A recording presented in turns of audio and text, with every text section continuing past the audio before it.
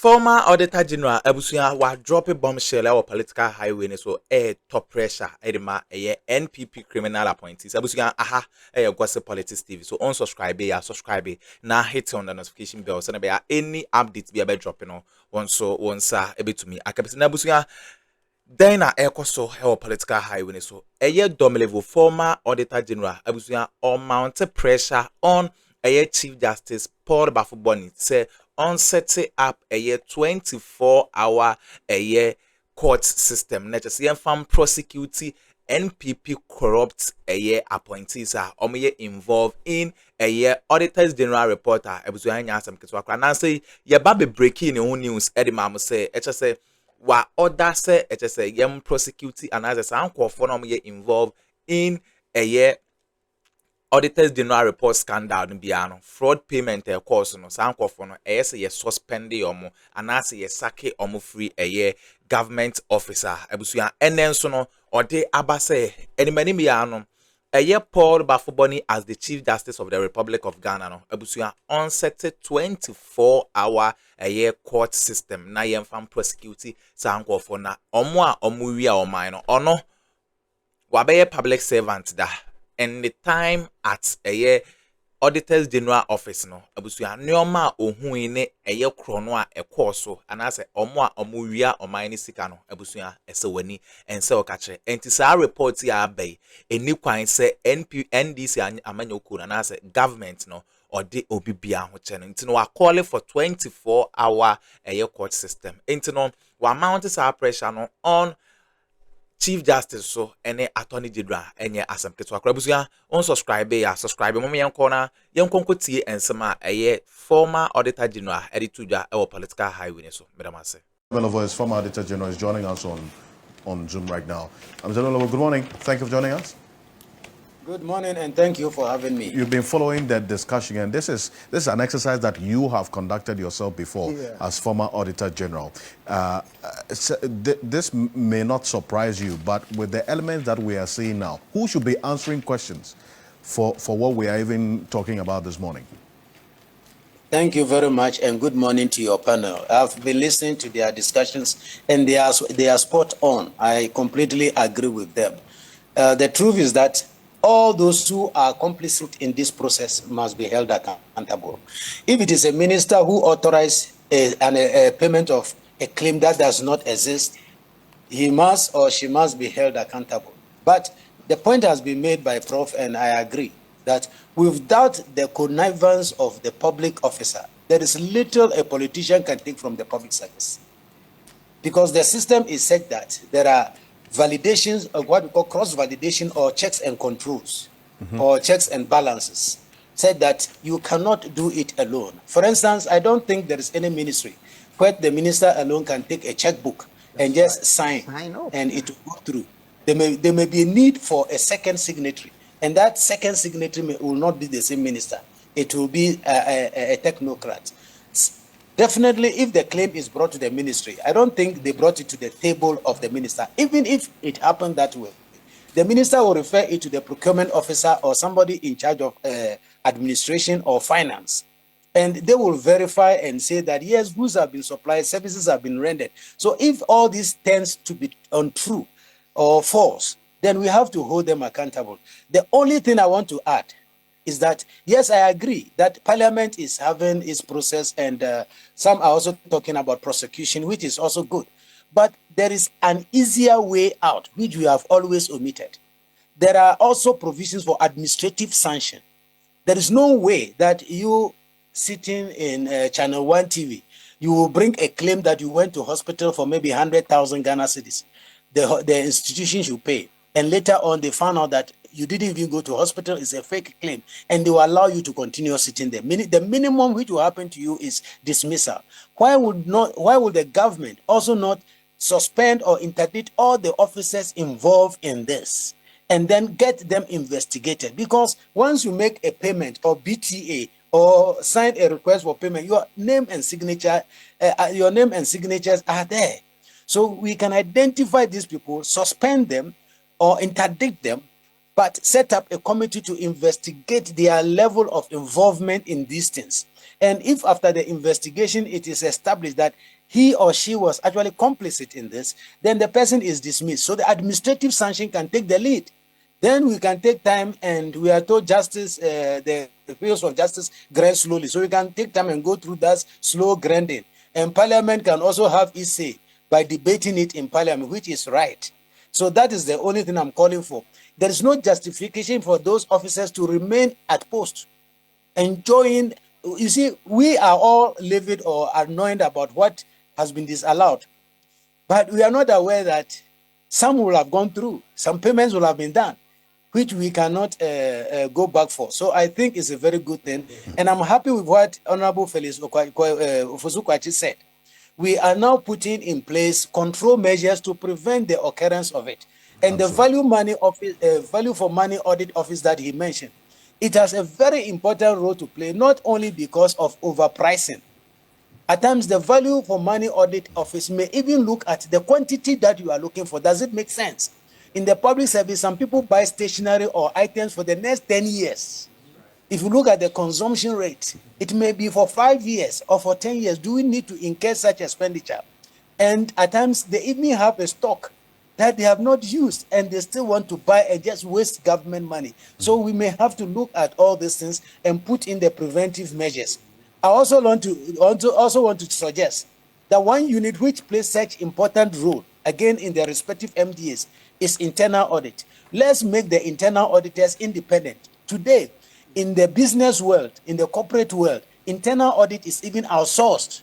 So internal auditor must not necessarily report to the principal spending officer who he or she is checking. We should put the internal auditors under the agency, and then they are sent or posted to go and monitor activities and provide assurance at the various ministries, departments, and agencies, just as Accountant General does. If you go to Ministry of Health, the accountants there, they are from Accountant General. The Ministry of Education, the accountants, they are from Accountant General. But they are posted there to do the work. The same thing can happen to the internal audit, so that they know that the one I'm checking is not responsible for my salary, for my transfer, for my promotion, etc., so that they are not compromised. Thank you. I see. And there's been a suggestion that the forensic audits, based on what we have seen so far since this administration took over, employing a lot of the forensic audits to uncover a bit more detail than what a normal audit would be. The forensic audit should be the baseline auditing for public accounts. Is it one that you agree?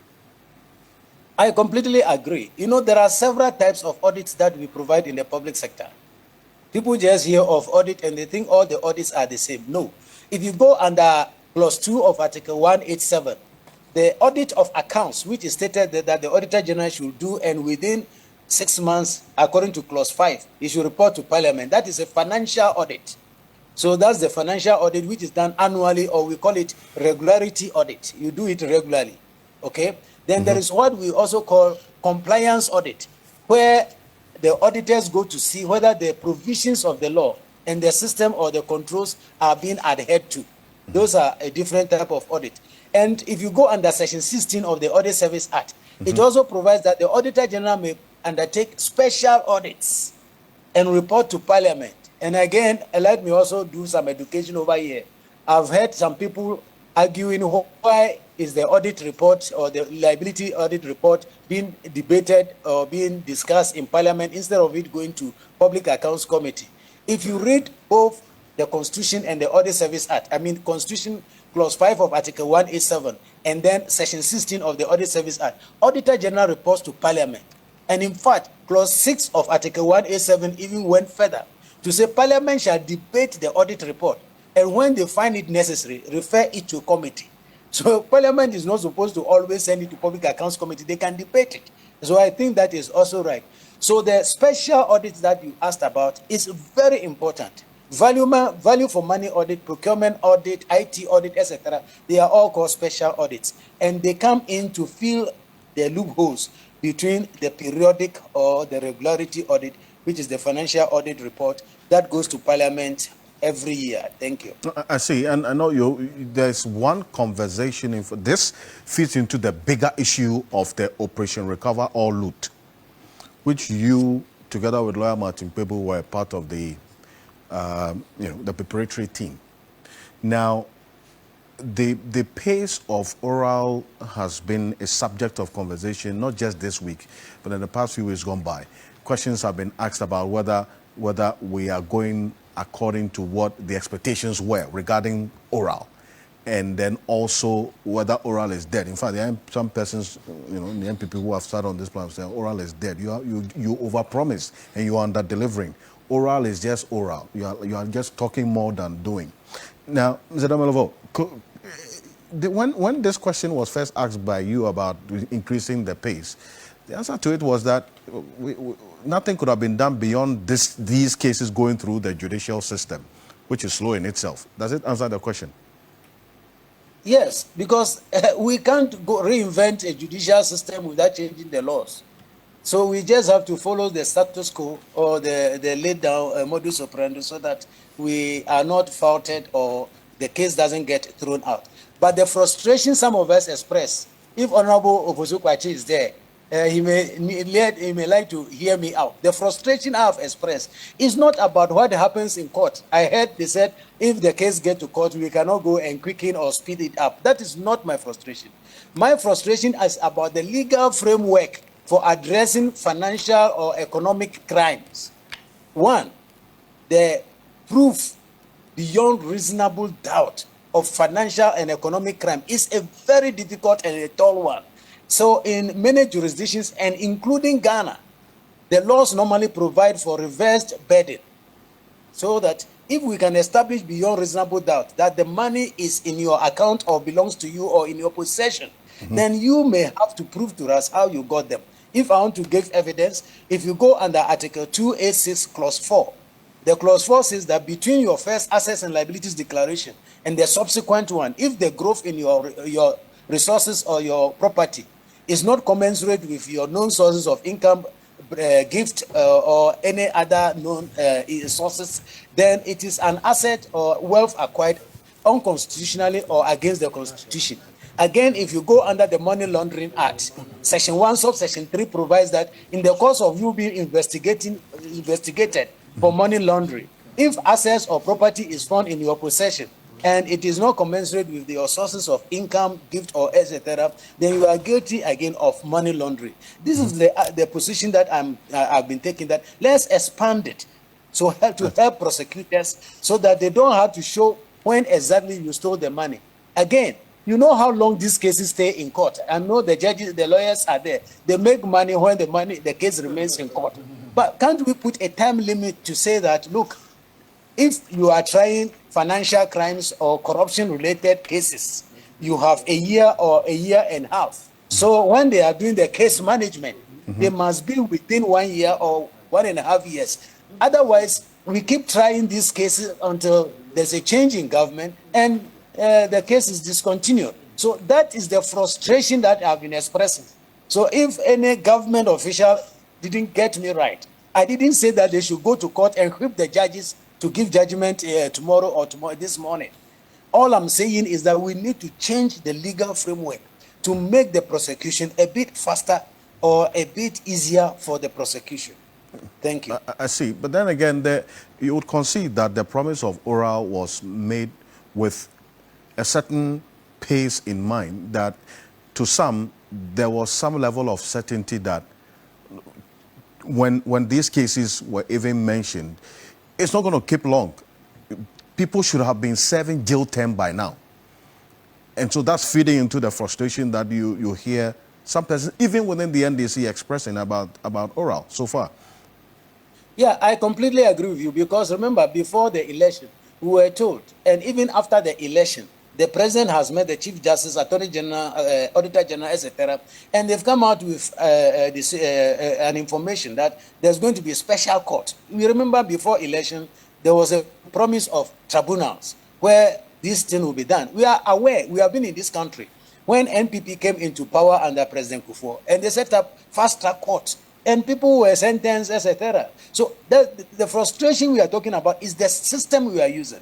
If these special courts do not come into place, if we don't resource the judiciary so that they can work beyond the normal time they are working today. In fact, why shouldn't we apply 24-hour economy to the judiciary? Why should we always go to court during the working hour? The judiciary can have time to listen to our cases after 6 p.m. This will all fast track the hearing of the cases. And if we can put in additional courts like the special courts and get the people recruited to do that, I am sure the Chief Justice meant well when he told us he was going to do it. But many times, the resources to do it is a problem. So if we can do all these things, then it will move faster. So the information is that these courts have been set up. These the special courts. Are they operational? How many cases are from Lamati people says they are some how of many them. cases? How many cases have gone there so far? No, how many cases have gone there so far? You're aware? Okay, no, that one I'm not aware. Thank you. So that's not what we are looking for. Not empty shells. We want a system which is working. No, it's okay. No, Mr. Nolo, end your point, please. So the point I'm making is that it's because of those promises that gave us the hope that within a year or a shorter period, people will have been sentenced or maybe convictions will have been obtained by then. And let me also be quick to say that I, for one, I was not only waiting only for the judicial system, because I know that the Auditor General has a major role to play. If these reports, especially the oral, majority or almost all, were given to the Auditor General, all the expenses that were deemed to be contrary to law could be disallowed. That is faster. And Clause 9 of Article 1A7 says it is the offended person, the person who feels offended by the disallowance, who should go to court. And if he doesn't go, then Section 17 of the Audit Service Act provides that after 60 days, the debt has matured. So all that the Attorney General will have done is to file a civil claim at the court to recover the money. I think we will have made some progress by now. And none of this will stop the prosecution. So if we are expressing frustration, this is the angle from which some of us are coming. We are not saying that we should go and push a judge to give judgment tomorrow morning. What we are saying is that the legal framework will continue to favor the criminals. Thank you. Well, I see. And you point at the lawyers as well. That you say they've mastered the art of prolonging cases to delay to a point where there's a change in administration, then there's no prosecution. Two of them are here. Exactly. Yes, they are aware. And they, It's true. including you. Yeah. You know, some cases they are a bit more political than criminal. And so it is difficult for you to give judgment when a particular regime is in office. Right. They may not accept it. But that is the fact or the view or opinion I hold. So you see correct. That they keep deferring or adjourning the case till immediately there's a change in government. Then you hear that big English, nolli prosequa, and that is all. Hey, is it English? I think it is Latin word. Yeah. Yes, you hear that nolli prosequa, and our money is gone. Yes. I see. But you agree. I'm very glad that he points that one. So the filing of the nolli prosequa on the preceding cases. So, you know, he has been very fair, and I want to commend him. Okay, abusua wene ensema course so our political highway so abusua unsubscribe ya subscribe na hit on the notification bell so send be any update be drop in ha no wonso wonsa ebetumi aka be former auditor general ena yetene ka dom level medamase.